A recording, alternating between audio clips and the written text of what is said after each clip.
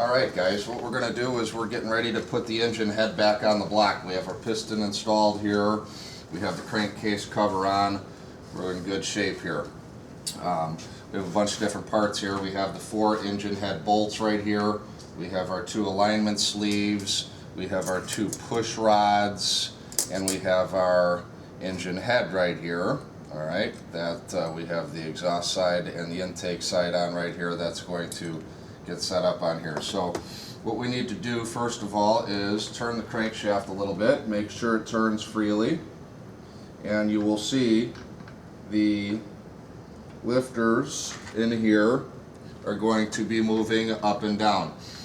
We are going to be able to move the crankshaft to a certain point where both of these 2 lifters right down in here are all the way down. That is the position that we want it to be in, so that these rods, push rods, will sit all the way in there. Let's see here. Mr. Jerzik's going to kind of take over and show how the push rods are going to need to be seated in the engine head and how they're going to have to sit into these little balls on these rockers exactly the right way, and how it's going to be held and how it's going to be assembled onto the engine block. Like I said, we have our 4 bolts. Remember, you guys have already found out the torque specifications, so you guys know that this is going to need to be torqued down 3 separate times to 3 separate torques in the crisscross pattern. And I believe it's time for Mr. Jerzik to show you how we're going to put the push rods into the head and seat them and make sure everything goes together the way it came apart. Okay. Like Mr. D was saying, the biggest thing is making sure that both of our valves are, our lifters are in a down position, which means both of our valves need to be closed. Okay. When we assemble this, we didn't take our head apart, so we need to assemble it the same way. In our manual, it says assembly of the rockers, of our valve springs and our valves need to be done after the fact. We're kind of skipping a step so that we could save some time, because we just don't have enough time in the semester. So when it's time to put this together, the biggest thing is not to bend these. So again, if something doesn't fit, don't force it. Okay. So what I'm going to do is I am going to install my push rods here, and as I install them, right under my rocker arm there's a slot where they could just kind of hang. Okay. As I put my whole assembly together here, I don't want to forget my gasket. So as I slide my head on, I need to make sure that my lifters are sitting on top of my,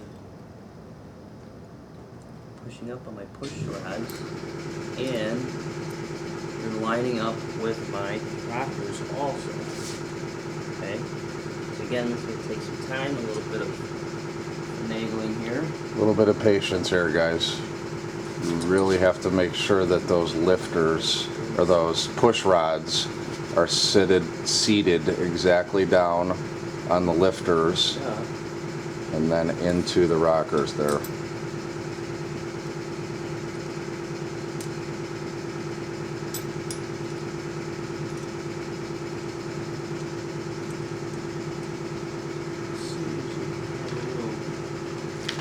Here. What I'm going to do is pull it off again and make sure my valves are both down. I think they are.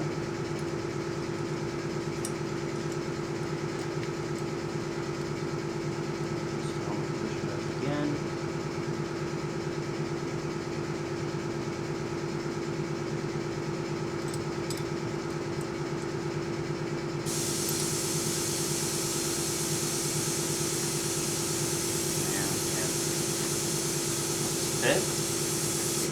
Remember, I need to put the same bolt in the same hole that it came out of. head bolt upper right.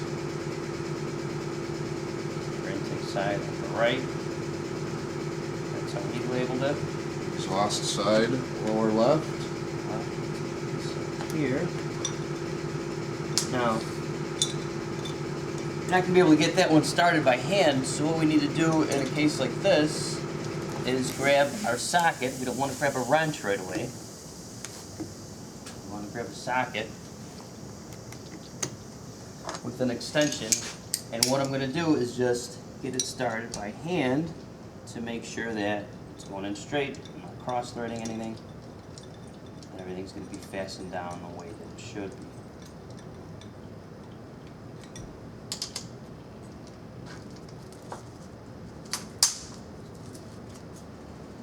Okay, now when it's time to torque this down, you guys should have found out, and I think we've discussed, that instead of torquing it one time, there's 3 separate torque settings that we need to do to make sure that it's sealed down flat. If this was an engine off a car, the head wouldn't be this small, it would be that long.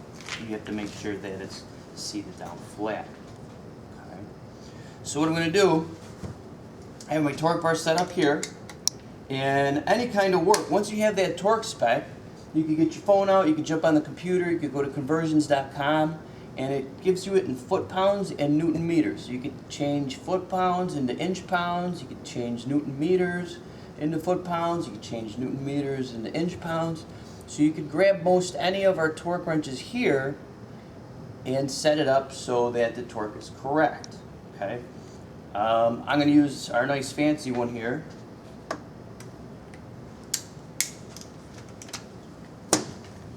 So you guys get a little bit of exposure to yet another type of torque wrench. And I'm going to set it up to my target. And remember, I'm doing foot-pounds, I'm not doing inch-pounds. Okay? If you grab one of these, you need to convert it back into inch-pounds. Start off with your lead torque. Here, you're going to need someone to hold on the engine. And I want to torque that to 7. Smooth motion. Torque this to 7.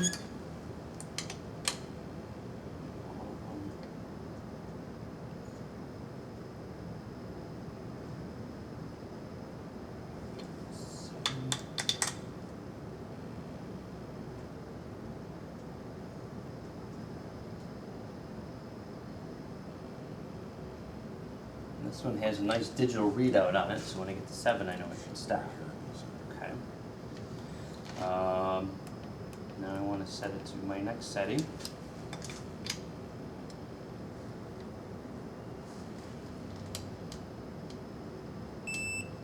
That beat means I'm at the right torque.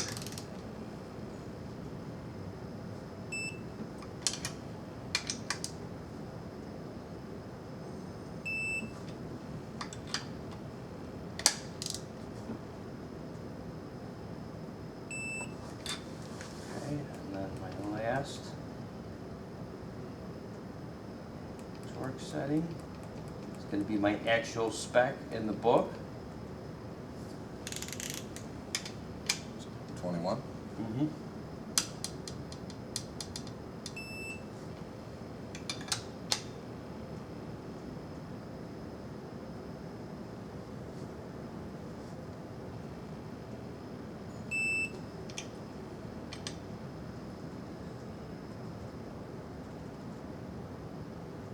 Takes a second for my wrench to reset.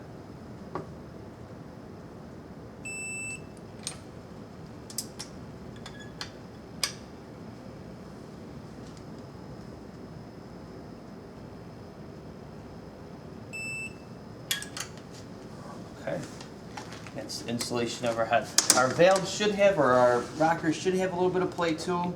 That's normal. There's also a specification for that using a feeler gauge, which we're going to use when it's time to put our armature back on. So there has to be a specific gap between our rocker and our valve and our valve spring. So as long as you didn't move these, none of that should have changed. Okay. Just to double check to make sure everything's still working like it should, we're going to give it a spin, and I want to make sure that my valves are moving the way that they should.